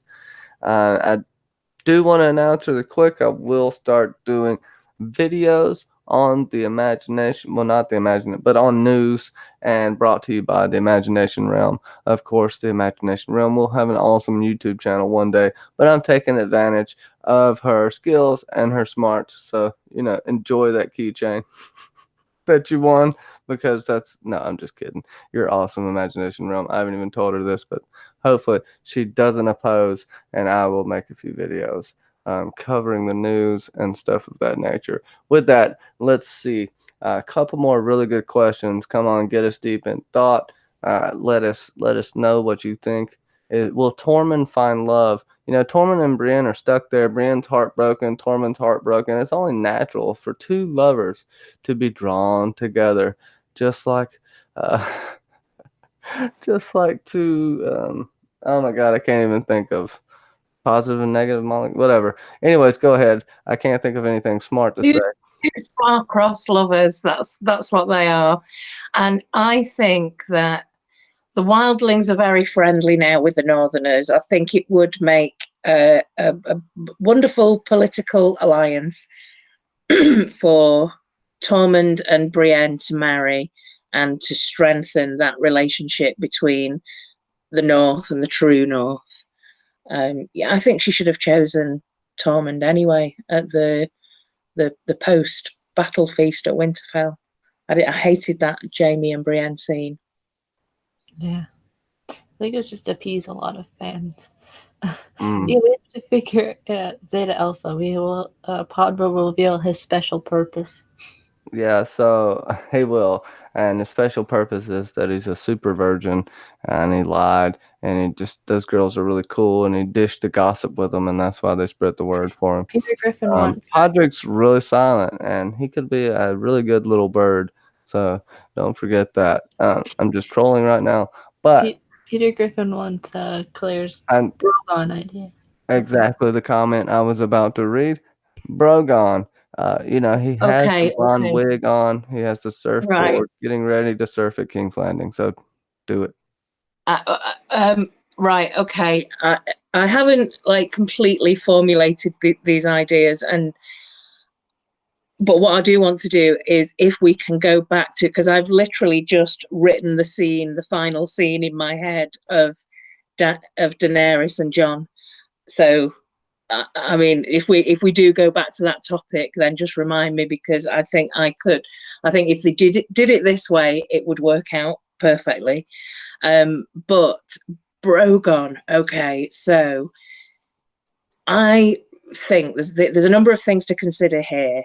The show watching audience, this fan base that's developed over a number of years, are going to want to see a certain amount of things, and I think they definitely want to see Bran warg a dragon. And I also think that if Daenerys is defeated, somebody somehow has got to overpower her dragon. And I personally, my own personal tinfoil theory is Bran wargs Drogon to control him, but this is a huge massively huge magical beast, really difficult to kind of get control over. This is Bran's biggest final battle.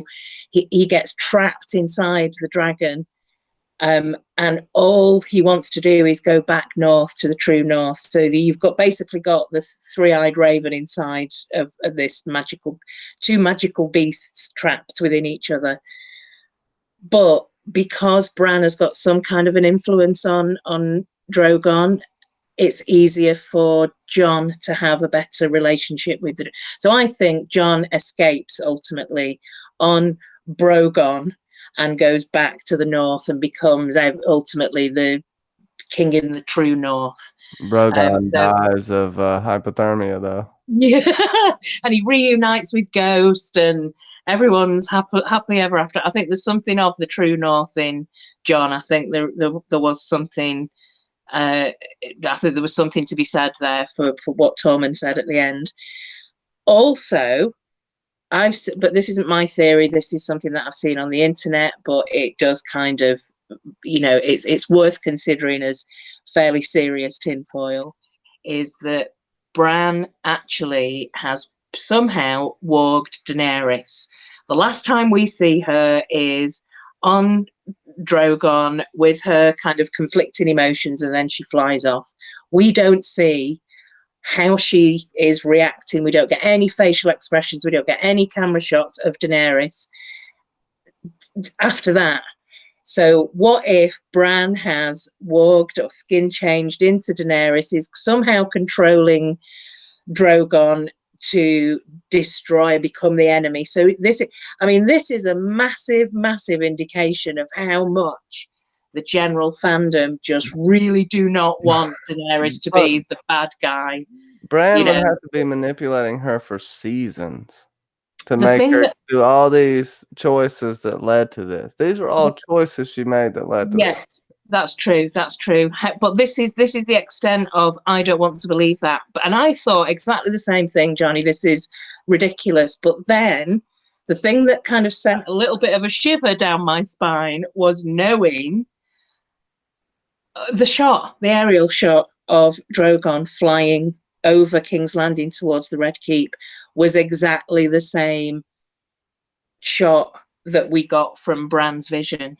So there's some kind of freaky connection there between Bran and the Drogon. future, man. And then, see, I don't know if I can go that tenfold, because we got one show left, and that's a lot of explaining you just did that I don't know if a casual fan would even know what the hell is going on. But I like it, like I really do. But I don't know that they go that deep. And you know me, I like to go really deep with that. But I think it's more foreshadowing of the future. Bran telling Jon, it's your choice. I think that's more of a, no matter what Jon did, Dany was still going to come to this decision. But you could also say that no matter what Jon did, Bran's still going to warg Dany or Drogon. Maybe. But I think the "you will fly" comment is more of the birds. But we got to get some kind of resolution with Bran. He's up to something. And to me, the Darren Targaryen, the young dragon, basically the first Targaryen to rule, and it was a decent ruler without a dragon. I think that's super significant, and maybe just points to Jon. And going back to the simplistic thing that Jon's going to the throne, that he doesn't want it. Are they going to kill him again? I don't know. I still see Jon sitting there like Aegon III, King Melancholy, just blah. Even though I guess he'll make better decisions, but still, as much as Jon's been through, I don't even want to see him on the throne. But I'm just going off on a tangent here. I can make you go on a slightly more of a tangent by throwing this at you. It's like, what if Dany dies, and that spurs the Great Council thing that you've been talking about, that they do that? Like, what if they have to make a Great Council kind of like they did with the tourney at Harrenhal to get rid of Aerys? 101.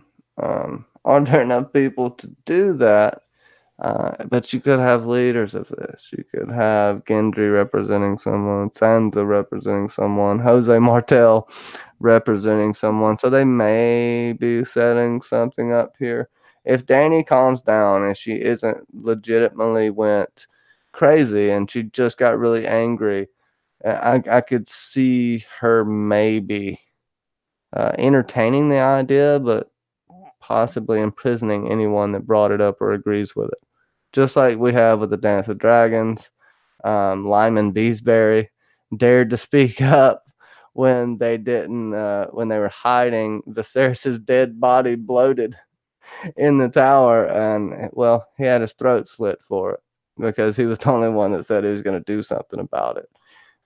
So we could see a situation like that. It would be very interesting. I did have something I wanted to say, but I can't remember. Oh yeah, back to the brand. We have to have something with him affecting this more than we believe. But the only indication that he can affect anything is with Hodor and Ned basically hearing a whisper in the leaves. If you go to the books, that's what they hear. They hear a whisper. John sometimes can hear his name and stuff like that. Um, and they haven't developed Bran that much, but I still think it would be cool at the end if they did something like you're saying, Claire, that it goes back to he's underlying, help move this all along the whole time. You can argue that he's doing that already, but we need a little pop with it, right? I think we deserve that. That I actually have just added to my Brogan theory of, I think that would be even more bittersweet for Bran's character, that somehow there's some retribution for that whole effed up incident with Hodor and that poor young boy being trapped in that kind of situation. Because I don't think it was just him saying Hodor. I think he suffered some kind of mental torture in this kind of loop because of that. So in a way, Bran walking into Drogon and then somehow being trapped and not being able to. I mean, this is a bit more book deep, because we know that, you know, if you stay in an animal for too long, you end up getting. So I can They said that imagine. in the show. If you stay in the sea too long, you will drown. Yeah. So that I think could. That would be my personal brilliant way. And somebody said in the comments, we do have high hopes. Who was it? Katrina. We have such high hopes. I hope D&D don't murder the ending. We do have high hopes, and it's the only opportunity that we've got really to just roll out that last bit of tinfoil, drag it out of the box, the last tiny bit, sprinkle some magical glitter and crazy shit all over the top of it, and have this massive tinfoil trifle. So yeah, let's just go for it. Give us your best tinfoil theories, everyone. Yeah, thank you, Dornistan, for the awesome breakdown this week.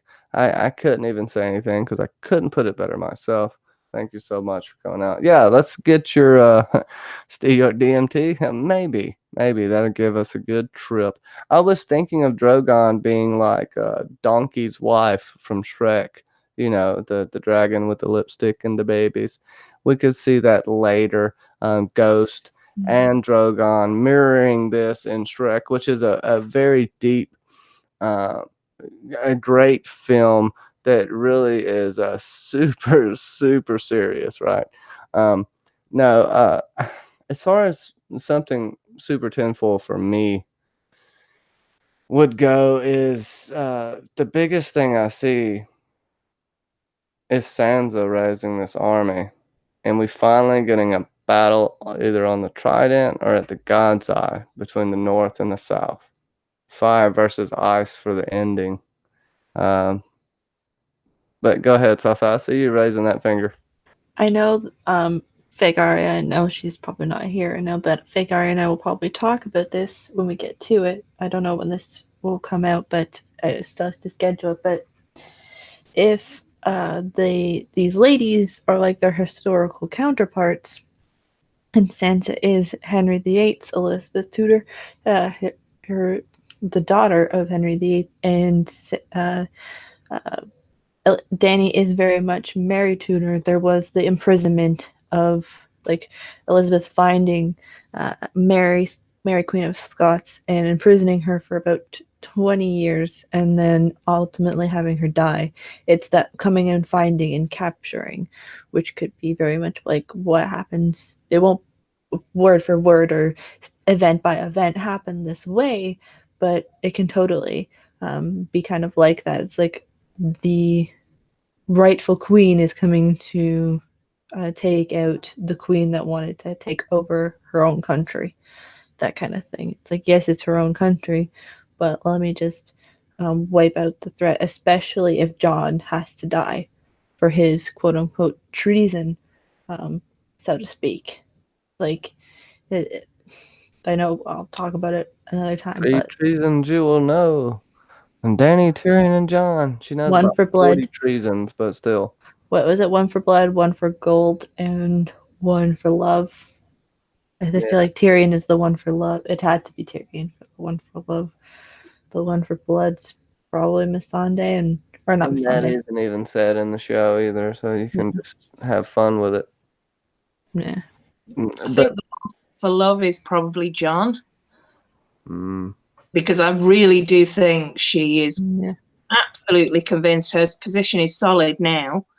I mean, did you see the scene? That kind of where she was, that awkward kiss and the whoa, right, okay, now I know where I stand with this guy. And it was like, it's almost like she suddenly realized she's been having her boyfriend is an emo. That she suddenly realized, oh my God, and she took this massive step back. I'm going to have to be the responsible adult and take control of this situation. This guy's just not, no. And also, he told his bloody sisters and he's betrayed me and da-da-da. So that's the one for love. But I'm going to slide in now with my how I think that scene should go between Jon and Daenerys, that final scene. She is not going to want to even speak to him or see him. On sight, she would kill him for the betrayal. She's now the fearsome Mad Queen. Even if Jon is in a position where he's conflicted, he thinks this is a responsibility, she's turned into this because of me, blah, blah, blah, blah, blah.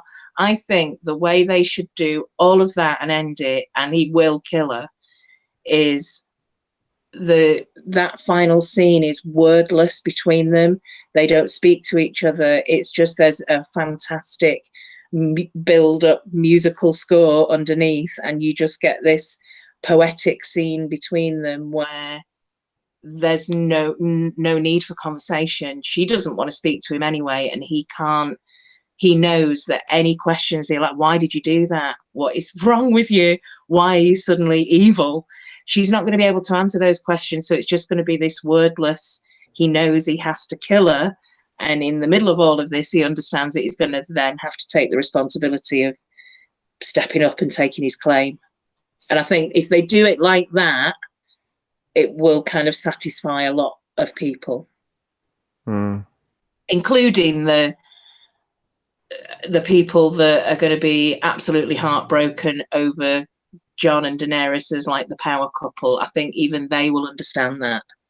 Well, D&D do that a lot. They're kind of famous and infamous for doing a lot of scenes without dialogue and kind of expecting you to read into it and letting the actors really showcase themselves. They do this a lot. I could give you a bunch of examples.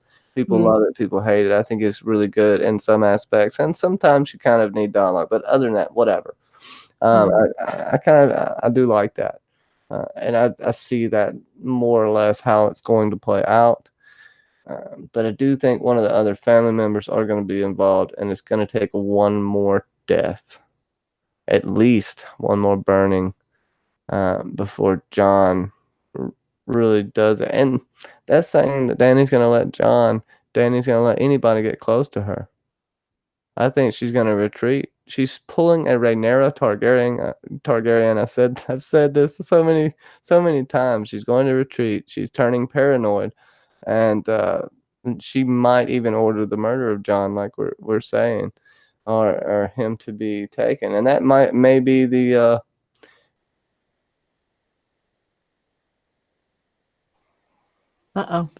We lost Johnny for a second. I think that order has already been given by Daenerys to Grey Worm end of last episode. Oh, yeah. Probably like along with that nod. Yeah. Sorry. No, I think if so, which I thought the same thing as well, but I believe Grey Worm should have killed him during the battle. Would have been so much easier. Grey Worm had many opportunities, and I actually thought this was going to happen. So I think she hasn't given it yet. I think we'll see that, but I could be wrong. Like, and sorry for my stupid internet today. It's been an ass. Go ahead, Tasa. It's like exactly like the moment when he snapped in through the spear at the Lannister soldier. He could have easily done that with Jon. Like, I mean, I guess, but then where would that leave us with Daenerys?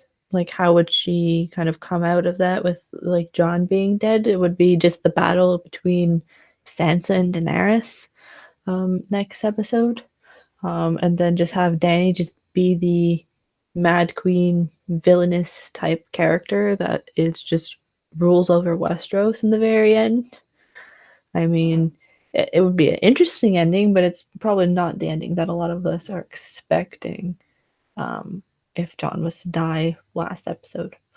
Because I feel like Grey Worm may even do something to Tyrion, given that Tyrion basically nullified his orders and let Jaime go.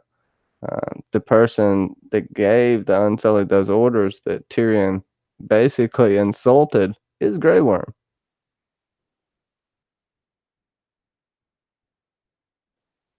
Just nod for me. There you go. No, like it's entirely that whole thing. Yeah, I mean, like Doris Dan asked before he left, it was like, could Dany come to and realize what she did? I mean, maybe she has this moment of, like I've been trying to say for a while, but I don't know if it's going to happen because it'll be hard to distinguish what is what in the rubble.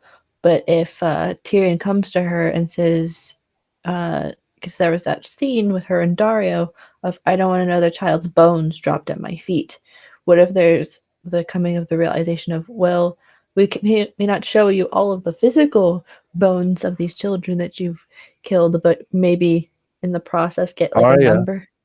Looked at those girls' bones, I believe, before she rode the horse. She may be the one. That's a good point, Sasa. Yeah, because she says, I didn't want another child's bones dropped at my feet. Yes, that was the one because caused by Drogon. But she's going to have to realize that she's killed thousands of children. Like, there's about 1 million or so people in King's Landing. And all of these women have, because that was a huge thing for her in seasons 1 and seasons 2 to save women from being raped by the members of the Dothraki. So it's like the fact that these women tried to protect their children from your army, essentially, even though it's Jon's army, but a lot of your army, and you have them killed. Like, she'll be shown the totality of war and probably realize that she messed up severely, is my kind of thing about if she was to come to, she'd realize that she messed up and maybe relinquish control, but who knows even. James Franco's going mad in here. So I want to end this on a little bit of Claire Gray tinfoil. And Claire, if you see anybody's tinfoil in the chat you would like to address, please do. I'm going to go wrangle and hog tie my dog. Not really. I don't do stuff like that. I love James Franco. And I will be right back.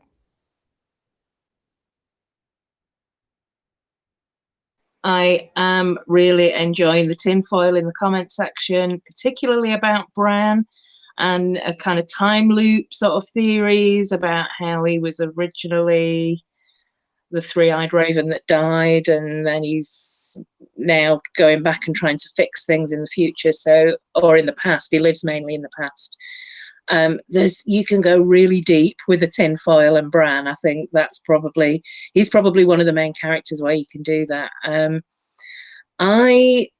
I wonder it's not really tinfoil, it's more just kind of like, how would you wrap up and somehow satisfy the fandom? I don't know, I'm trying to make sure, I think I'm just trying to safeguard my heart for Sunday so that I'm not like massively disappointed and then just feel this hollow void afterwards. Because actually my husband was saying to me the other day, think about it seriously, how many really good TV shows that you've enjoyed over the years have had an absolutely fantastic ending that's been satisfactory, that hasn't left you and that there are not many. It tends to fall on the side of, oh, that didn't, and there are some real doozies if you think of Lost and Dexter, and I never watched The Sopranos, but I know that was a kind of controversial ending. But I just, it's kind of like, what are the chances that we're all going to be satisfied at the end of this? So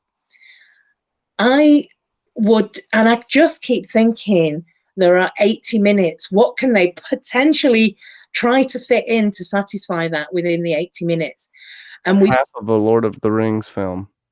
But I think there's something there with Varys's letters that was a very kind of clever. I think he's sent out to, and it would be nice to see who this Prince of Dawn is. I know we're not ever going to see this Prince of Dawn, but what we've got to wrap up as in terms of an entirety for the fandom, the Riverlands. This isn't going to happen. I'm not saying it will, but it would be nice. Storm's End comes back into it. Gendry, maybe Arya just thinks to herself, I'm done with this. I do actually want to settle down, and oh my God, I'm actually pregnant. Who knows? We also the Vale, the Riverlands Dawn. You know, these letters could have gone out across the realm, supporting, defending Jon's claim. And we get 5 minutes of them all turning up and just being slaughtered or something, I don't know. But I just feel as though even if we just get a 30 seconds of them, whoever is in that location picking up Varys's letter and reading it, and you just left thinking, oh my God, what are they going to do next? It would be nice to think that some of that could go into, I don't know what's going to be covered in these 80 minutes, but yeah, the tinfoil is real this week. Yeah. Yeah, I mean, we're going into the tinfoil massively. Why not? We can. And John Del Vento's in the chat. Already gave you a shout out for King Bran. You are the originator. Don't you worry, my friend. And yes, he said who's pregnant. I said Arya, maybe. We can go back to the Pale Mare, the White Stallion, a symbol of rebirth. Her not being able to save a child, her being death, and then her being able to give life into this world will be super poetic at the end. And that was who I was talking about. Is probably the only person we'll see this pregnant besides Gilly. Everybody wants to say Dany's pregnant, but we don't necessarily need it. It's possible, but damn, we should have known something about it by now. Yeah. Also, it's John Del Vento and Vegas that want Bran to be king. Vegas is like a 500 up.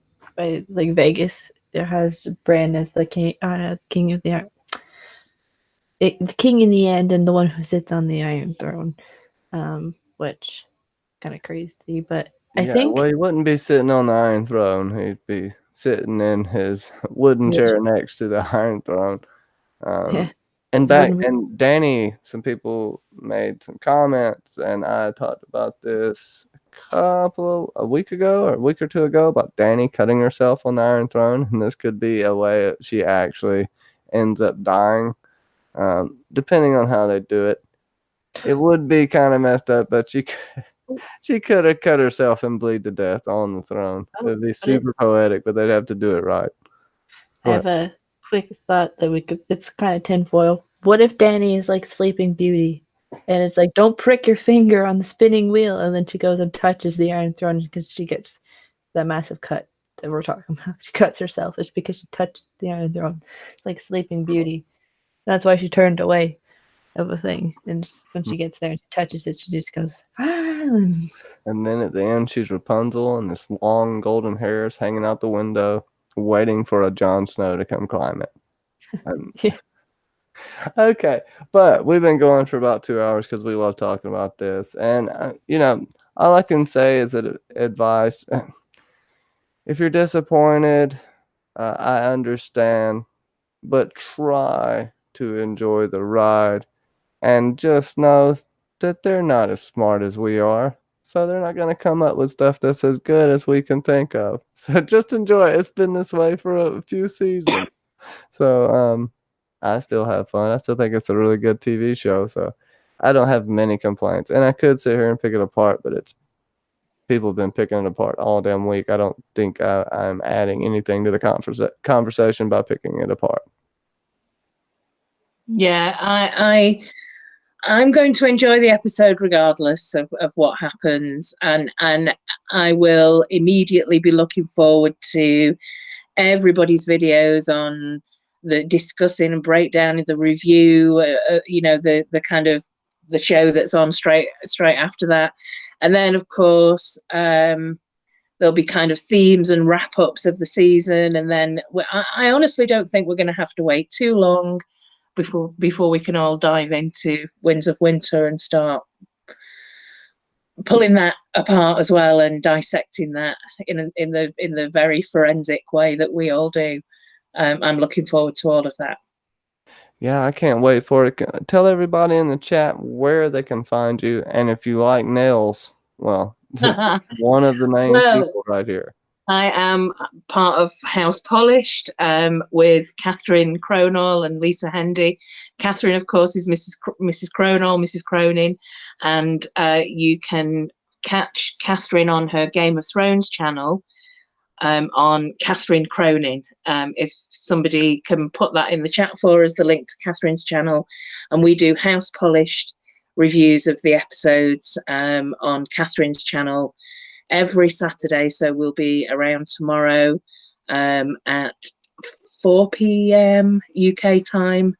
Because it's the morning for Lisa in Canada. And yeah, Catherine does fantastic nail art as well, Game of Thrones themed nail art, which is amazing. So you can check out, if you check out her channel, you can find out her link to her Instagram page, which is just epic. Go down the nail and Game of Thrones wormhole. No doubt. Do it. Do it. And Where can they find you at, MackenzieLBurns? But before I talk about myself for 5 minutes, which I like to do sometimes, make sure you go check out Claire and Catherine's reread of the books, which can be something that you do over this break to prepare yourself for Winds of Winter if you have no time to do it yourself. But you can find me on my channel, where on Wednesday we will be talking about the final episode of Episode Club. Episode Club is not going away. We just have to figure out what show we're going to pick next to talk about. But I should be doing a makeup video for like a modern day Sansa Stark look that should be dropping maybe Sunday. I just have to film it. It's not that hard. And I'll be on Johnny's channel, and I'll be on Cylon John's tonight. And yeah, it'll be so much fun. And the butt stream is showing up, as well as a birthday stream for myself. So yeah, so much going on.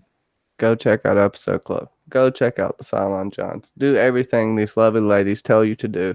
Press all the buttons. Touch them respectively, of course. Special news, watch party this Saturday for my patrons. We're watching the Lord of the Rings trilogy all day, so you can come chill with me in the room and watch it. And if you're not a crazy companion, sign up today.